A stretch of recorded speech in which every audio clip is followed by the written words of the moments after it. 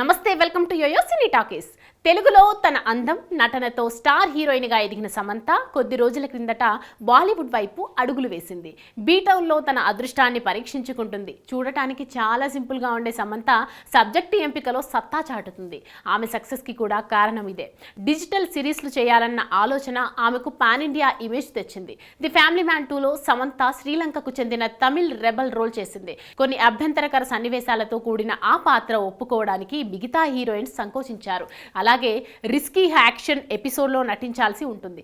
సవాళ్లను స్వీకరించడానికి ఎప్పుడూ సిద్ధంగా ఉండే సమంత ది ఫ్యామిలీ మ్యాన్ 2 సిరీస్లో నటించి భారీ ఫేమ్ను రాబట్టింది.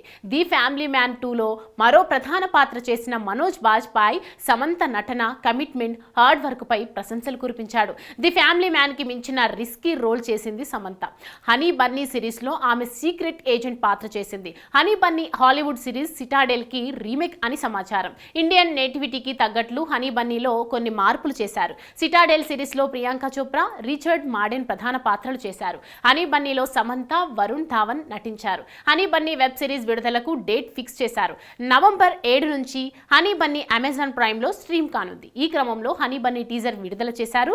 Rich visuals, mind blowing action ఎపిసోడ్స్తో టీజర్ ఆకట్టుకుంటుంది. ముఖ్యంగా సమంత లుక్ అద్భుతమని చెప్పాలి. సీక్రెట్ ఏజెంట్గా ఆమె చాలా స్టైలిష్గా ఉంది. సిటాడెల్లో ప్రియాంక చోప్రా, రిచర్డ్ మధ్య రొమాన్స్ పీక్స్ లో ఉంటుంది. హనీ బన్నీలో కూడా వరుణ్ ధావన్, సమంత రొమాన్స్ చేశారు. అయితే డోసు తగ్గించారు. యాక్షన్ ఎపిసోడ్స్, చేజింగ్లు హాలీవుడ్ చిత్రాలను తలపిస్తున్నాయి. బీజిఎం మరో హైలైట్. మొత్తంగా హనీ బన్నీ టీజర్ అద్భుతంగా ఉంది, అంచనాలు పెంచేసింది. హనీ బన్నీ సిరీస్ కథ విషయానికి వస్తే సమంత, వరుణ్ ధావన్ సిటాడెల్ అనే ఏజెన్సీలో సీక్రెట్ ఏజెంట్స్ గా పనిచేస్తూ ఉంటారు. ఓ సీక్రెట్ మిషన్ కోసం వెళ్లిన సమంత, వరుణ్ ధావన్ ఇరుక్కుపోతారు. ట్రాప్ చేశారని తెలుసుకుంటారు. శత్రువుల నుండి తప్పించుకునే క్రమంలో వరుణ్ ధావన్ మెమరీ కోల్పోతాడు.